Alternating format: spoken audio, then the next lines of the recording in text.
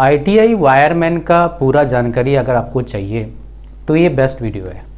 इस वीडियो को पूरा देखना, 100% इन्फॉर्मेशन आपको मैं दूंगा 1 by 1। तो भाई वीडियो को लाइक कर देना है, चैनल पर नए हो सब्सक्राइब कर लेना। अच्छा, मैं पूरिया नहीं खा रहा हूँ भाई, मैं सौंफ खा रहा हूँ, ठीक है। तो A to Z इन्फॉर्मेशन। सबसे पहले हम बात करते हैं कि सर बताओ एडमिशन कैसे मिलेगा।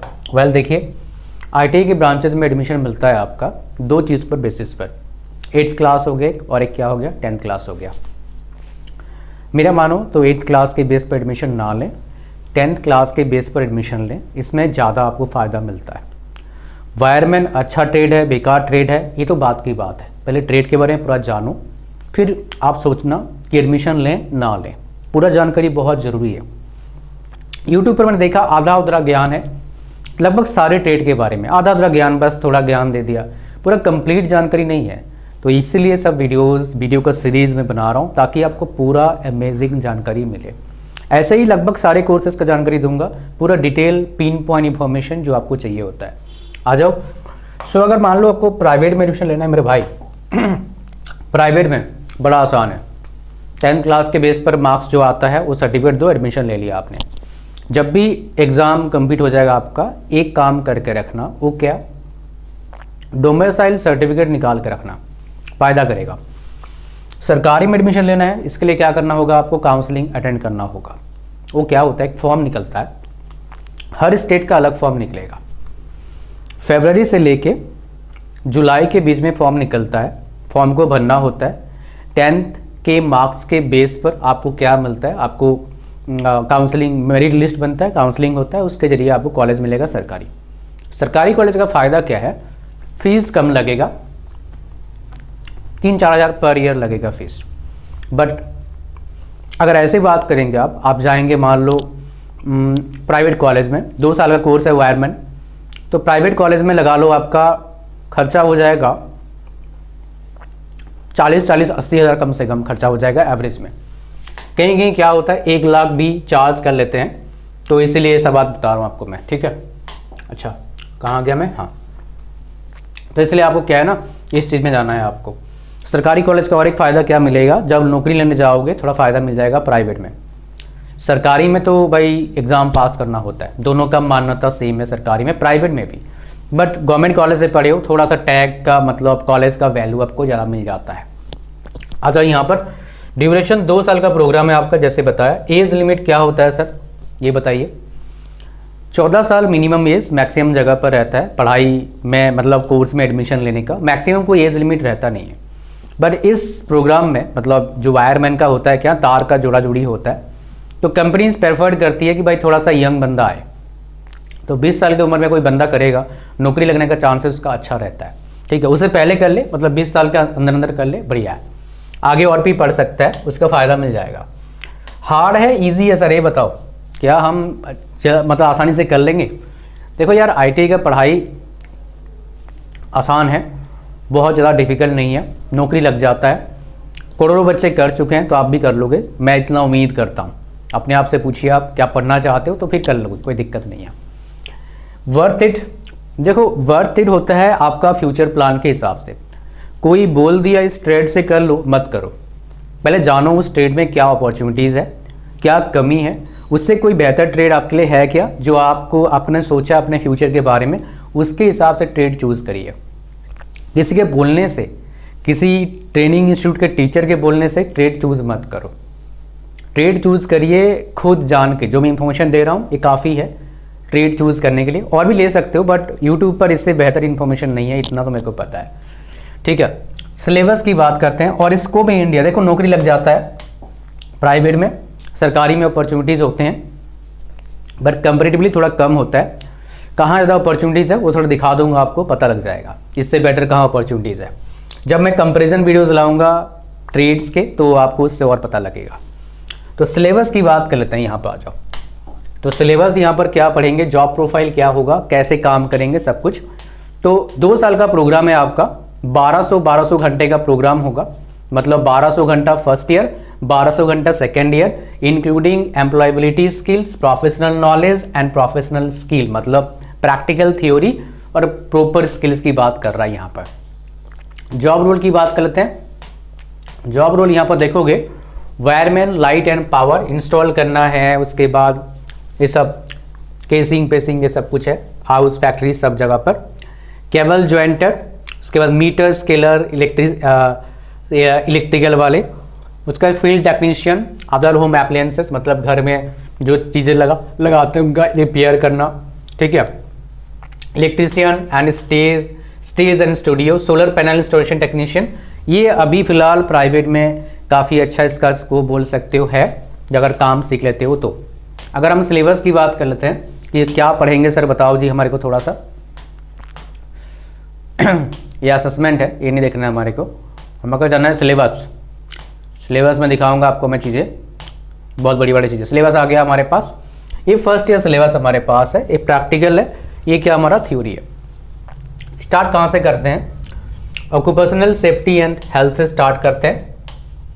उसके बाद आप खुद पढ़िएगा, वायर जॉइंट्स ये पढ़ते हैं हम लोग। उसके बाद बेसिक इलेक्ट्रिसिटी के बारे में पढ़ते हैं, मैग्नेटिज्म, इलेक्ट्रोस्टैटिक्स ये पढ़ते हैं। उसके बाद आपका मेजरिंग इंस्ट्रूमेंट्स ये पढ़ते हैं हम लोग, meter reading, power system, substation equipment, जितने भी इक्विपमेंट्स होते हैं उसके बारे में पढ़ाई करते हैं सब स्टेशन में। उसके बाद अर्थिंग, डीसी मशीन्स के बारे में पढ़ते हैं, डायरेक्ट करंट मशीन्स की बात कर रहा है। उसके बाद transformers, AC Motors, starters, alternators ये सब के बारे में पढ़ाई करते हैं, मोटर स्टार्टर्स के बारे में पढ़ाई करते हैं।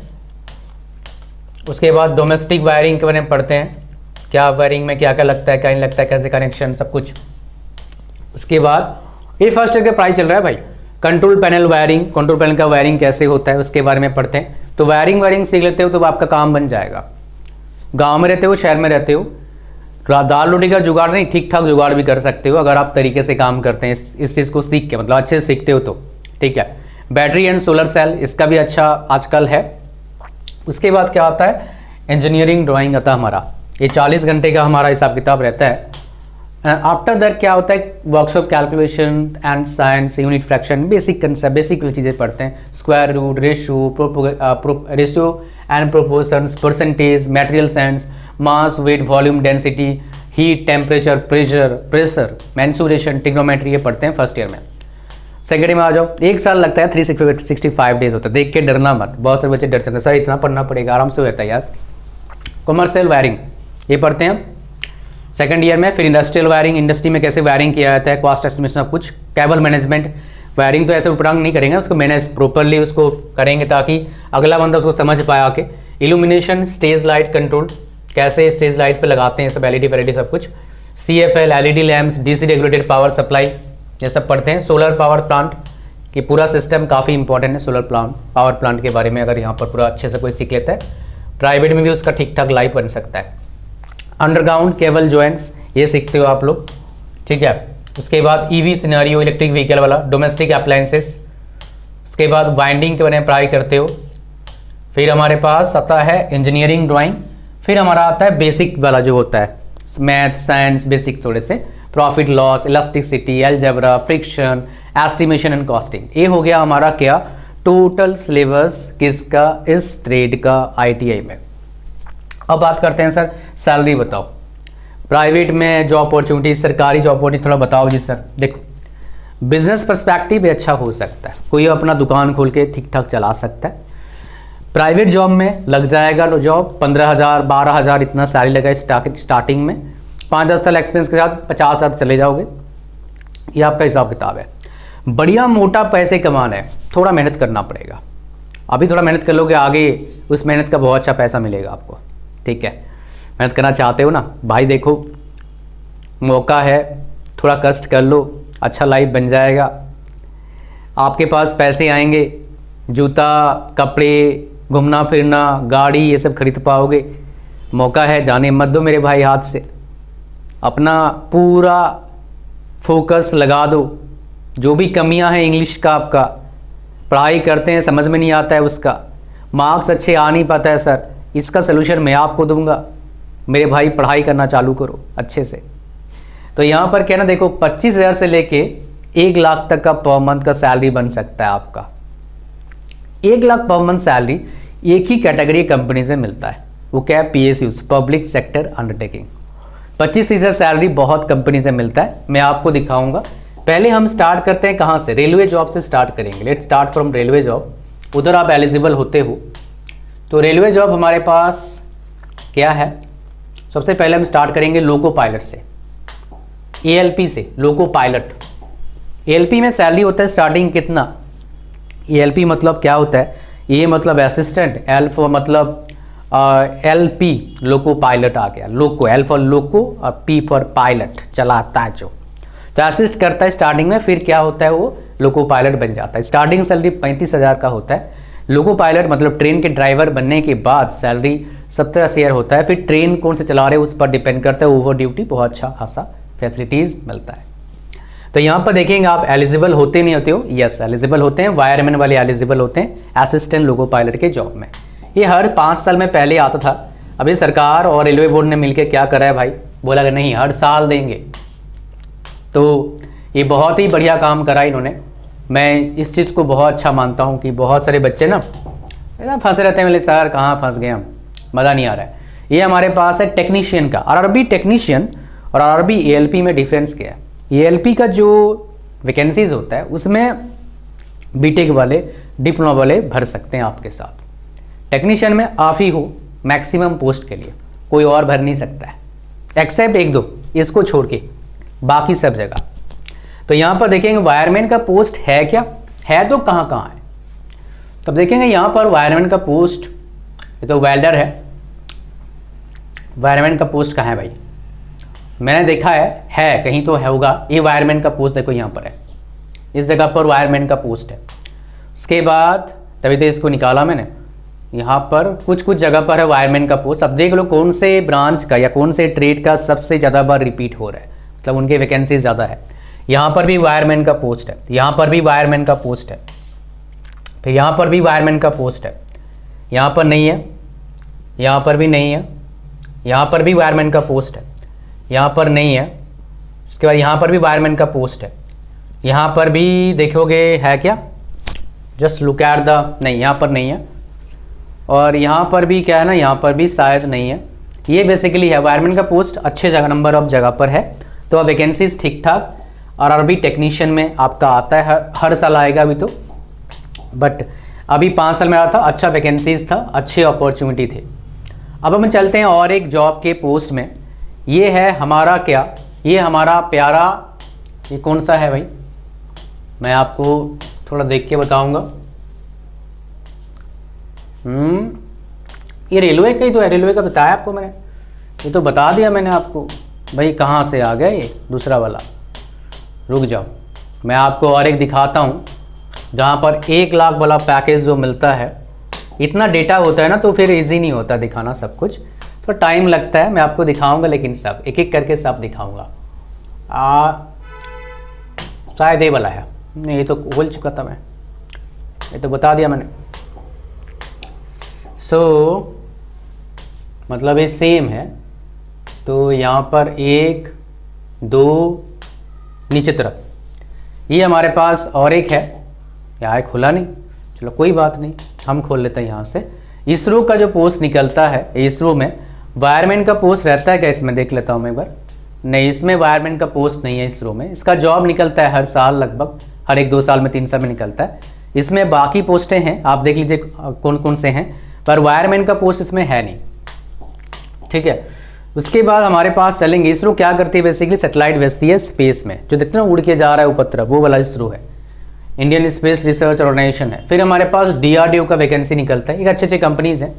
तो यहाँ पर देखोगे आपका वायरमैन का पोस्ट है क्या, यहाँ पर भी वायरमैन का पोस्ट नहीं है।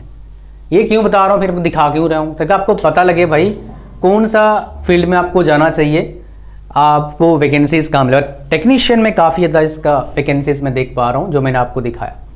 और एक कहीं था, मैं आपको दिखाऊंगा, जहाँ पर 1 लाख के आसपास सैलरी मिलता है इस तरह कंपनी में।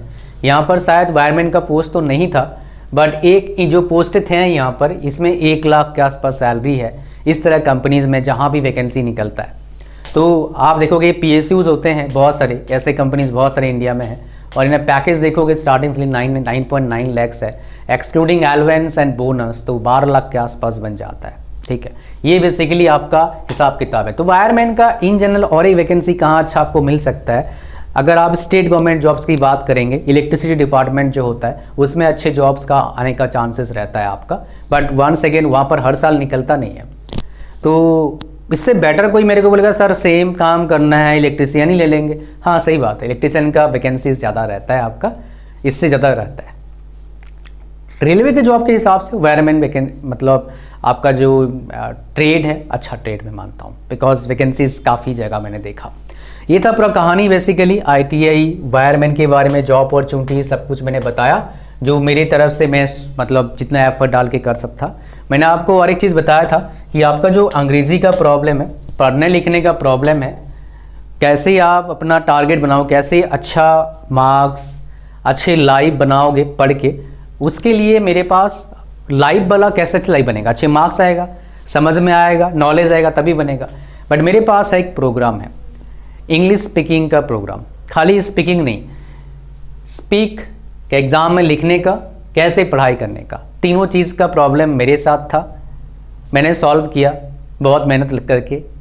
आपको बना बना के दे रहा हूँ मैं, मेहनत नहीं करना है, बस के गो थ्रू होना है, आपको फिर रिजल्ट मिल जाएगा। इसमें टॉप कॉलेजेस के बच्चे ऑलरेडी एनरोल कर चुके हैं, आप आओ and feel the difference with in 1 महीने के अंदर आपको डिफरेंस फील हो जाएगा कि क्या कहाँ मैं गलती कर रहा था, और ये आपने सही कर लिया तो सब सही हो सकता है आपका। तो ये लिंक कहाँ है, डिस्क्रिप्शन में है इसका, अभी 50% ऑफ पे चल रहा है, लिंक पर क्लिक करना, एनरोल करते टाइम, बाय करते टाइम, परचेज करते टाइम उसमें एक ऑप्शन आएगा प्रोमो कोड का, उसमें प्रोमो कोड डालना जो डिस्क्रिप्शन में डाला है मैंने, इसके लिंक के नीचे आपको डिस्काउंट मिल जाएगा 100 रुपये का। ये 499 रुपीज़ मैं तब देख रहा हूँ जब इस वीडियो को बना रहा हूँ, ये हो सकता है आपको 799 दिखे, तो 100 रुपये का डिस्काउंट फिक्स है, प्राइस अप डाउन होता रहता है, डाउन ही तो होता नहीं है, अप ही होता है हमेशा लगभग। तो ये था पूरा video, thank you very much for watching the video till the end. इस पे एनरोल जरूर करना है, करवाना भी है, बिकॉज ये गेम चेंजर प्रोग्राम है। Thank you, God bless you all, bye bye.